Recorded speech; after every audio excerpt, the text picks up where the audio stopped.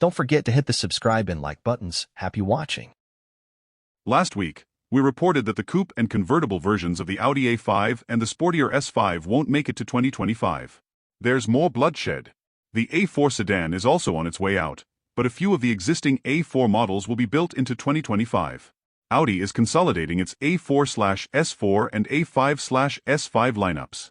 In the old nomenclature, the A4/S4 carried the three-box sedan torch, while the A5/S5 line had the sportier-looking models, the A5/S5 Coupe, the A5/S5 Cabriolet, and the A5/S5 Sportback. In Audi's new nomenclature, even numbers are battery electric models, and odd numbers indicate internal combustion. Blame the name change or blame weakening sedan sales, but the A4 is out and replaced by the new A5. And that new A5 is a hatchback, or what Audi used to call a sportback, but perhaps to sow confusion, Audi is calling it the A5 sedan. Pour one out for consistency, and then pour one out for the trunk. It's built on what Audi says will be its last new internal combustion platform. The Premium Platform Combustion architecture makes its debut with the A5 Sportback and the more powerful S5 Sportback. Europeans will get a wagon version, or Avant in Audi SA. The new A5 is larger than before. The body is 2.6 inches longer, 0.5 inch wider, and 0.6 inch taller. The wheelbase is stretched by 3.1 inches, primarily to enhance interior space. Rear seat space is excellent, and the cargo capacity of the exclusively hatch lineup is a big 26 cubic feet. US-bound A5S will offer a choice of two engines. The A5 gets a 268 horsepower 2.0-liter turbocharged 4 with Audi's first use of a variable turbine turbocharger. Moving up to the S5 brings a twin-turbocharged 3.0-liter V6 with 362 horsepower. There's no manual available, even in Europe. Both engines get dual-clutch automatics and a hybrid system that consists of a 24-horsepower electric motor with 170 pound-feet of torque connected to the transmission output shaft.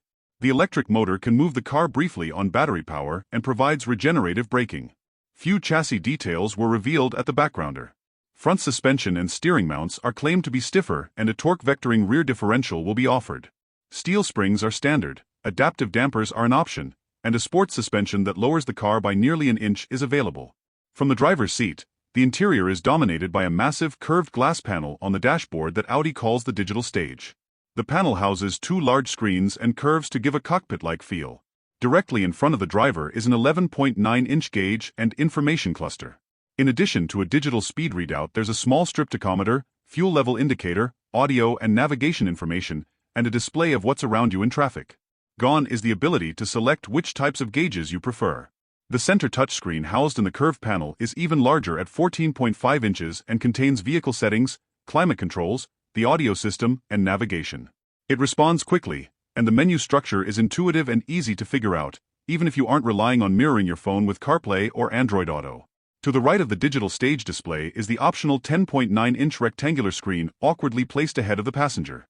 The passenger can control various functions, and to avoid distracting the driver, the display can only be seen by the passenger when the vehicle is moving. Cast onto the windshield ahead of the driver is a larger head-up projection. It can be configured many ways and provides speed, assistance system information, and navigation instructions and can tell you what's playing on the audio system. Exterior styling is unlikely to alienate existing customers. The silhouette says old A5, although the roofline doesn't descend as quickly as it did in the Sportback.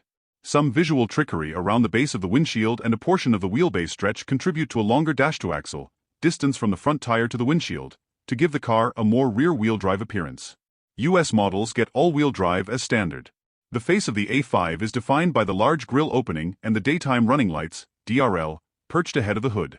Made up of 60 OLEDs, each DRL cluster can be configured in several patterns. The LED headlights hide just below the DRLs.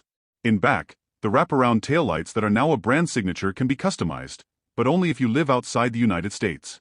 Like the DRLs, the OLED taillights can display different patterns, but US law doesn't allow for changeable taillights, so we don't get that bit of fun. Hidden beneath the new sheet metal is Audi's latest electrical architecture, dubbed E3 1.2. Designed to provide greater security and more vehicle commonality throughout the lineup, 5 computers are involved in all vehicle functions including the powertrain, safety systems, driver assistance, and infotainment. Reducing the number of models might make financial sense, and combining the A4 sedan and the A5 Sportback into one car is probably smart considering declining four-door sales. Audi also doesn't think that it'll be able to sell the fetching A5 Avant here, so the wagon won't be coming over. Bring back the wagon, or even an all-road version of the wagon, and we might be closer to getting over the loss of the convertible, coupe, and sedan. Thank you for subscribing and liking, commenting. See you in the next video.